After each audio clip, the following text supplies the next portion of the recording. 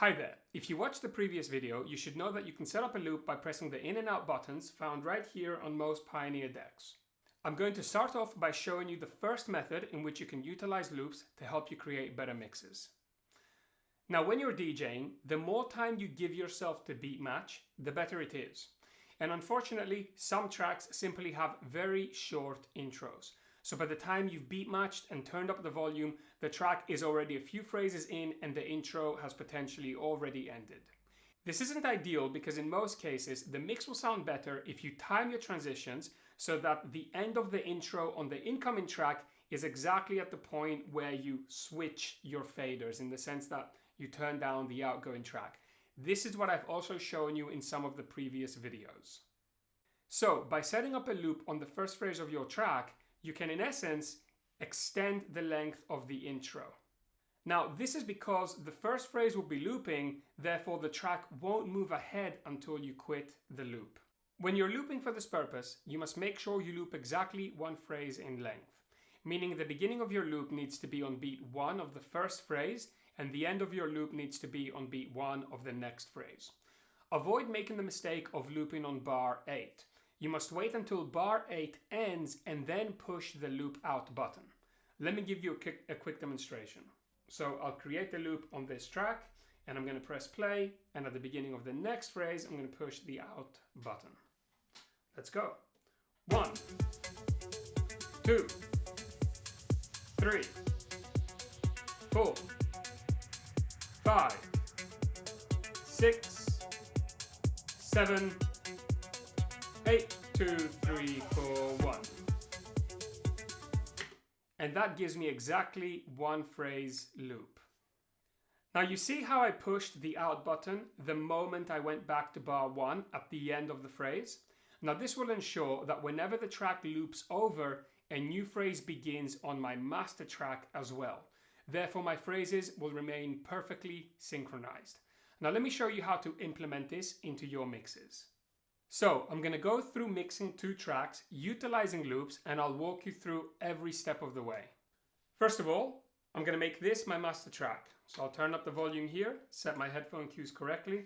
I'm going to reload the track on this deck just so that there's no loop already preset. I'm also going to take this track towards the drop, as that is the point I'm going to use to mix this track in.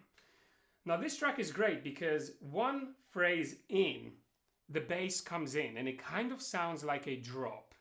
Now the thing is, the most ideal way to bring this track in is to fade the other one out exactly when that bass kicks in, which is on the second phrase. Which is why I'm going to use this as an example, because I'm going to loop the first phrase and I'm only going to exit the loop after I've turned up the volume, swap the low EQs, and I'm about to turn this one down. Just before I turn this down, I'm going to exit the loop so it goes into the drop. Let's go.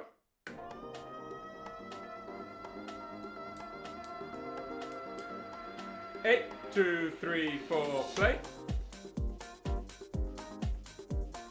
3, 4, 5, 6. Now I'm going to loop. 7, 8, 2, 3, 4, 1.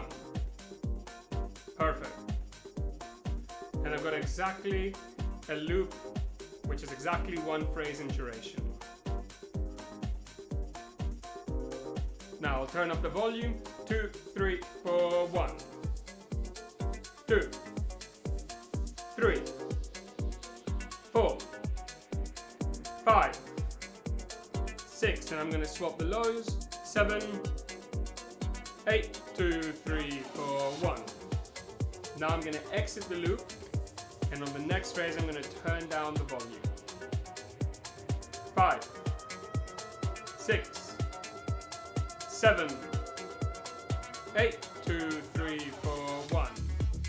And we're into the new track. And you see how as soon as I turned down the volume, the bass came in. It sounded like a drop. But we were able to prevent the starting point of that drop by a few phrases because of our loop. Now I'm going to go through this transition once more, but this time I'll apply the filter and the echo as I did in the previous video. And this is one of my favorite transitions, by the way. I think when you combine all of these techniques and do it really well, it sounds fantastic. Let me go through it so you can hear it yourself. So my echo needs to be set, target to channel 3, and filter needs to be on. And 1.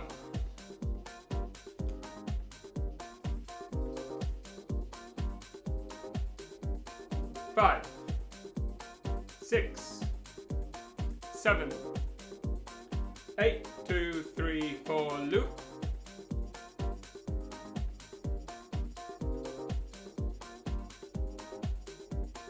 5, 6, 7, 8, 2, 3, 4, 1, 2. Now I'm going to exit the loop and filter on 5, 6, echo on 7, 7, and 8, 2, 3, 4, switch.